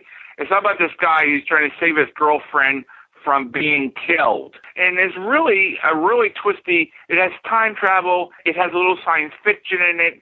Has a little fantasy. Mainly one time I'm time traveling, but it's like going back into the past. And what measures would you take just try to save this person? What would you do to do this? Would you put your life on the line, or would you find ways try to save this person? You can look into this by going to creativejump.org. Is that right? Yes. Because I'm looking at the website right now. I found it. And yeah, I see that you are starting to raise money. Now, this money is going to be used for what? To publish the book and get it out. Is it going to be an ebook, or is it going to be a professional book? A paperback. It will be a paperback. Okay, so this is good. If you want to help a self-published ebook author get his first physical book, you should go to creativejump.org/campaigns/past-living-campaign. Yeah, so you go to creativejump.org/campaign/living-campaign, and you can help Robert Thompson create a paperback. And that's pretty cool. I'm not really a writer, but to have a book would be a cool thing. And to help someone, I definitely will put something towards this because I'm excited about this. Thank you. Yeah. I've really been working hard. I brought it back. I took it out, then I realized I'm going to keep it out there. Right now is raising money. So far, this doing good. And people get to... This is really a good project. This is really a page-turner. This is an excellent page-turner for The Escape. There's a love story in there. There's danger. There's excitement. It's a crazy little senior high school year. It's crazy. It's just a crazy, twisted story that keeps on twisting and twisting and twisting. And I love these perks, but the $50 perk, I'm very intrigued because you get a signed copy of Past Lives, you get a thank you note, and then you also get a special surprise gift. Surprise gift.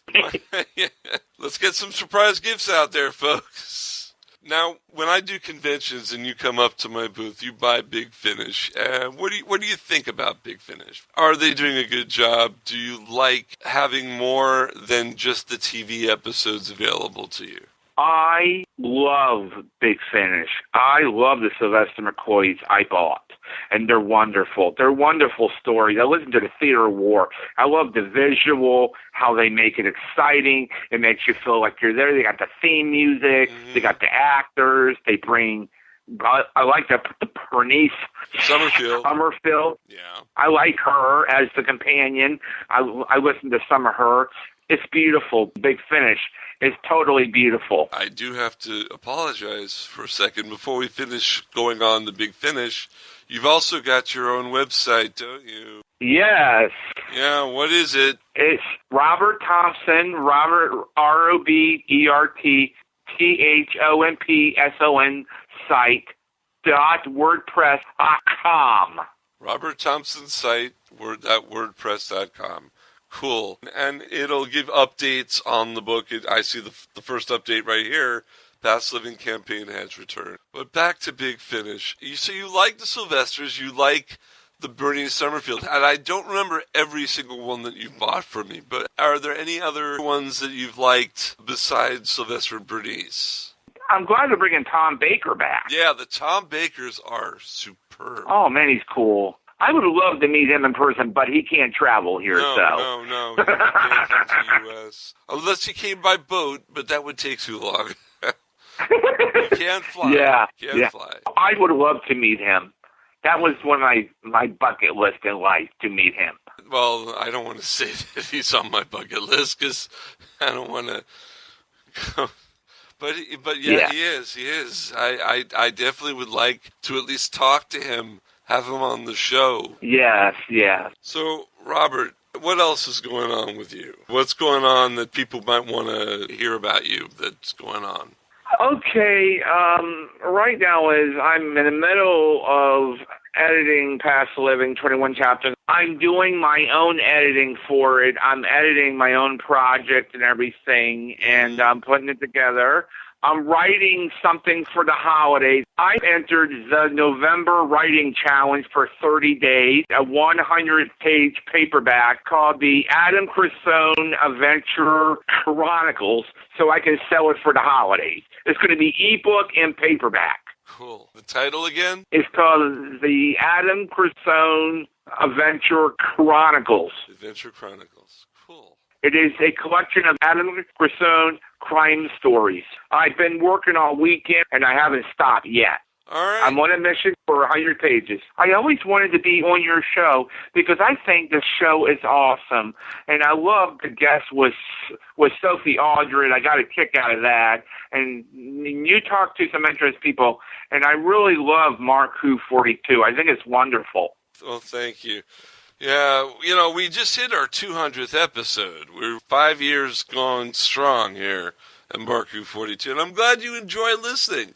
It's always good to talk to people who enjoy what you do, just like, we're talking to you about what you do and enjoying it, and you can talk about me. I mean, that's cool. Well, I want to mention something here. I like to thank some certain people for my writing. Okay, go for it. I like to thank my wonderful wife's family. I have family who live here in Melbourne, and I like to personally thank them for supporting me through all the writing that I've been doing. And I personally want to thank Andrew Cartmel. Mm-hmm. If it wasn't for him, if I did not attend Hurricane Who in 2014 on November 1st, I would not be where I am with writing, because the day after I met that man, my writing career resurrected from the dead.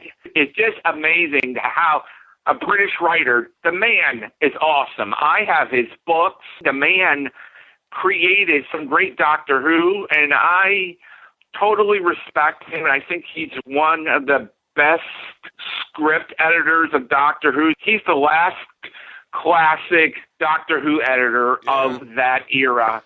And he's wonderful. And I personally thank him for giving me the chance and inspiring me. And I thank my family, and I thank a whole bunch of people. And I thank my fans out there, my ebook fans, for reading my ebooks and downloading me and giving me what I always wanted, to have a successful writing business. Cool. Have you read his Vinyl Detective novels? Andrew Carr. I've been working on them. That series of books that Andrew wrote are amazing. Well, I want to thank you, Robert, for coming on MarkWHO42. I appreciate you. I know we scheduled you months ago, and it fell through, and we never were able to do it. We finally got you on the show, and how's it feel? Oh, my God. You guys are awesome, man. You guys are cool. Well, thank you. You were cool dudes, man. Well, all right. You have any final words to tell the people out there, so maybe to get them to buy your books? Any final words? Just go to Robert Thompson eBooks. There's a lot of Robert Thompsons out there, but they will find me. Okay, good. And, of course, the campaign that you're working on now is important for them to help fund, and that's the Past Living campaign. And if you type in Past Living campaign on Google or Bing, you'll find it. There'll be links there. Yeah. All right, Robert. Thanks a lot for coming on the show. Okay, man. I love being on your show. I'm glad to have you here. Thanks a lot, Robert. You too, buddy. Don't go away. Don't go away. We'll be back with more MarkWHO42 after this.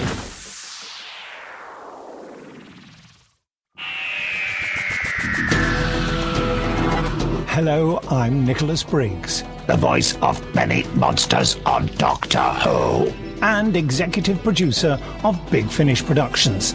And I'm pleased to announce that MarkWHO42 Books have joined forces with Big Finish to bring you Big Finish Audio. There's this fella who calls himself the Doctor, and he says he has saved me, and we are in his time machine. You're right. I think I've broken something. What about you? Yes, I'm fine, thanks. I rather think I broke your fall. Oh, sorry. MarkWHO42 Books will now offer to bring you the best in Big Finish audio. But why are they here? How do you do? I beg your pardon? Oh, no need to. I'm the Doctor, and this is... I am Leela. By all means, please do come out to play, Doctor. I'm waiting for you. To find where MarkWHO42 Books will be, go to MarkWHO42.net or on their Facebook site at MarkWHO42. What are you saying? They fizzled in somehow? Like the TARDIS? Yeah, transmat from another dimension. The TARDIS doesn't fizzle. It's more of a... Also go to MarkWHO42.net and download my interview with the team. You're executive producer at Big Finish Productions. Correct. Correct. Is this a quiz? MarkWHO42, taking you to the Whoniverse and beyond. Hi, my name's Rusty Goff. I played Little John in the Robots Are Short in Doctor Who, and you're listening to MarkWHO42. And we're back with more of MarkWHO42. I'm your host, Mark. Yeah, well, short, wasn't it? I'm your host, Mark Garden. We had a lot of fun while Patty and when the other interview was going on. So much fun. And you know what? The hangover is gone. My headache is gone. Oh, yeah. Oh, it's great. Oh, yeah. It's wonderful. Hey, you want to know about the conventions that are coming up here on Mark? Oh, yeah. What's going on? Because there's like that New Year's thing that I was telling you about. Mm-hmm. You know, that New Year's party. The Time Lord New Year's Eve ball. That's going to be fun. You can go type that into your Google or into the Facebook search box. Find New Year's Eve Time Lord Ball 2017, hosted by Ken Spivey and 4 others. And I wonder who the 4 others are. Oh, yeah. It's the Time Lords Academy, I'm a Proud Whovian, the TARDIS, and Ken Spivey. I'm not really sure how a TARDIS hosted, but they do. And really, it should say 5 others because we're hosting it too. I'm going to be there. It's going to be at the Brass Mug in Tampa, Florida on Sunday, December 31st at 6 p.m. to 12:30 a.m. in the morning.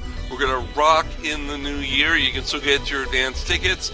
And I've been told to point this out because the convention after that in January is Time Lord Fest Tampa Bay. Now, Time Lord Fest Tampa Bay 2018, which is also hosted by Ken Spivey and 2 others, which would be Time Lord Academy and Ken Spivey Band, they are calling it a 2-day convention because if you pay for one, you get the other. So if you're going to the Time Lord Ball, you You also get to go to Time Lord Fest Tampa Bay on January 28th. Ooh. And if you go to one, well, you just go to one of them. But you can go to both with one ticket price.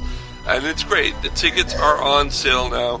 There's going to be a charity dinner with the stars, a charity event for the Livestrong Cancer Survivor Program on January 27th, the Saturday night before the convention on the 28th. If you're interested, just type in Time Lord Fest Tampa Bay 2018 into your search box. There are going to be guests there, Louise Marie Robinson, who has played a Weeping Angel, a Silurian, a Night Terror doll, and a Handbot on Doctor Who. Louis Robinson is going to be there. He is a producer with BBC. He's worked on Doctor Who, like The Demons and other episodes, and many great shows in the BBC catalog. The Ken Spivey Band will be performing. I will be there as a lifelong Doctor Who expert, an expert on all things Time Lord, and host of the award-winning podcast, MarkWHO42. And so much more. And there'll be vendors there, so go to that page, and they're still looking for vendors so that you can sell your wares to the great many people who come to this convention. It's gonna be fantastic. And in February, we've got Comic-Con Revolution in West Palm Beach. It's their first convention in Florida. They have another one in Ontario, California. This one is going to be in West Palm Beach at the West Palm Beach Convention Center on February 24th in 2018. Can you believe it's almost 2018, guys? No. I can believe it. I can believe it. This year has been terrible. And a new guest has been announced at Comic-Con Revolution, the 1989 Batmobile. Wow. Yeah, that's a great guest. I'm excited about that. No, but there are other guests here. Tommy Walker from Netflix, Daredevil, and Henry Danger on Nickelodeon is going to be there. Billy Tucci, who is one of the people that work on the Sergeant Rock Lost Battalion comic, Heroes for Hire, and She. Richard Starkings of Elephant Man will be there. Ron Mars will be there. Greg Land, Carlos Ferro, all these comic book people. We've got Chris Claremont, the Uncanny X-Men writer. I mean, if you're looking for the best writer, the most popular and well-known writer, he brought the Uncanny X-Men out of retirement in the 80s. Chris Claremont is the one to come to see. Ming Chen, who I worked with on a podcast panel at Florida SuperCon, he'll be there. He's from AMC's Comic Book Men. He works with that Kevin Smith guy. It's going to be fun. And I'll be there. I'll be there. I'll be there hosting a panel as well. And I'll have my booth. Yeah. Hey, Mark. Yes. You're going to Galley still, right? I am going to Galley in February as well. That's the week before. Yes. Are you thinking about doing a panel at all, or are you just going to go and enjoy? I'm not thinking of doing a panel. I would like to experience Galley as a punter for my first Galley, I think. It's a good idea. Yeah. I mean, punter from a galley. There are some good panels that I kind of would be perfect for, but I want to hold back and just enjoy. I will also be working the Sci-Fi Sea Cruise table, and we'll be promoting MarkWHO42 at that table as well. Ah. Yeah, so very cool. You know, we'll have cards to give out at the table. Yeah. So I'll be busy, and I will be having dinner with Gene Turnbow, the head of Krypton Radio, which runs our show. So I will finally get to meet my, well, he's not my boss, but he's... Your maker. You finally get to meet your maker. He's been around before Krypton Radio, but, you know, my distributor I'll be able to meet in person, and I'll be going on a tour of DC Comics on the Thursday before the convention distributor starts. totally means something Nice. in Nevada. How did you swing that tour? Oh, well, the person who I'm sharing the room with is someone from down here in Florida who knows somebody who works there, and they're giving us a tour. Nice. So that'll be kind of cool. Maybe I'll get Superman to sign my towel so I can wear it around my neck and have a cape. You're so childish. Yeah. Don't forget your towel. Yeah, don't forget. I never forget my towel because oh my God, and there's the 42 part of the show. Yes, the 42 fits in there. Yeah. So yeah, this show's been pretty good. I think it's been a good show. The only thing I think that could have been better about the show was that if Fox really was completely bought out by Disney, we had the Disney News Channel I think that would have made it a better show. Because then our Mickey Mouse impersonations at the beginning of the show would have been more poignant. But you imagine they would have to be like overtly happy all the time. Yeah, like well, they are on Fox and Friends. Obama's terrible. No, but seriously. No, that would be terrible. We had another terrorist attack. The terrorist attack in Antarctica was so funny. Fired. No, it's terrible. Oh, it's terrible. Okay, it's almost as bad as Disney Police. Okay, stop. No, not the Disney Police. Oh, they're going to get in trouble. It's so funny. Yeah. It reminds me of Robin Hood Men in Tights. DNC. Kind of sounds like the Democratic National... Oh, they can't do that. That wouldn't work. The Disney News Channel, they couldn't call it DNC because... unless they changed their from right to left. I'm not really sure how that works. But Fox News Channel would now be the DNC. DNC can also stand for Do Not Cuss. Okay? Yeah, so it all that's works together. when coming to your explicit tag. I Check Iggy out all the time on Saturday nights on Keeping It Reels. Yep, we keep it reals. It's basically the Adult Geek Network where you can come in and speak freely on your fandom and passion. Yeah. Absolutely. Yeah, MarkWHO42 had to get its hands dirty, so it's going to have something little to do with that soon. Ooh, yeah. All right, so any final words, guys? Happy holidays. See, now that's the proper answer. Happy holidays from MarkWHO42 to you. If you celebrated Hanukkah, like I did, our holiday is basically over and we had a great time. If you're celebrating Christmas and Kwanzaa, it's coming up. So enjoy. And just to let you know, folks, the Christmas episode comes out this Monday on the BBC and BBC America and around the world, and it comes out to the theaters.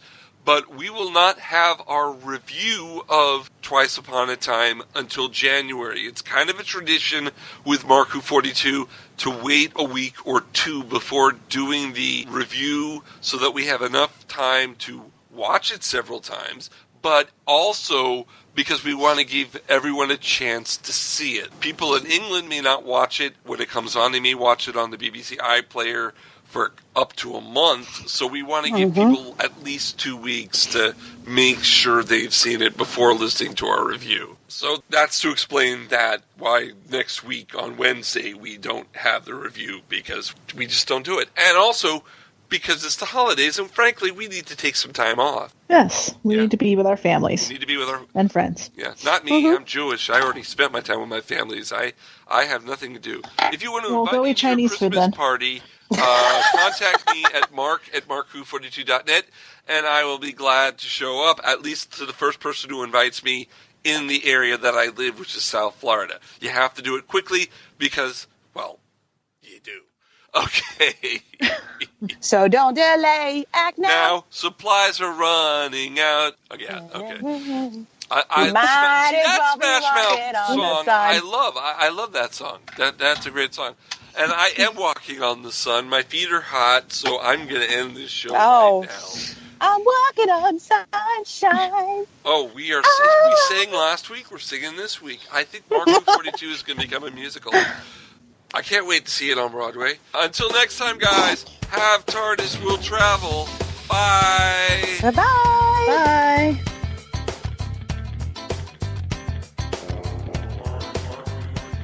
MarkWHO42 is written and presented by Mark Baumgarten, Patty Hawkins, and Iggy Matthews. This episode was edited, directed, and produced by Mark Baumgarten. Visit MarkWHO42.net, where you can register and become part of the Hooniverse Army. We can be contacted by email at mark@markwho42, subject line, $? If you'd like a chance to be a guest on our radio show, send an email to our media relations director at markwho42@yahoo.com.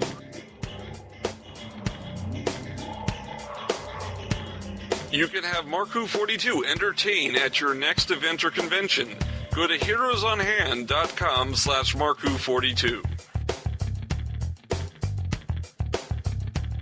Space Coast Comics is a free monthly magazine found in over 120 locations currently throughout Brevard County, parts of Osceola, Volusia, and Indian River County in Florida, and available in Chicago. Follow them on Facebook to learn more.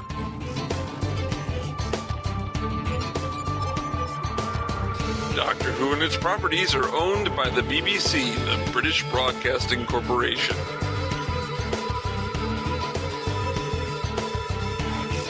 This show is owned and copyrighted by MarkWHO42 Enterprises, LLC, 2017.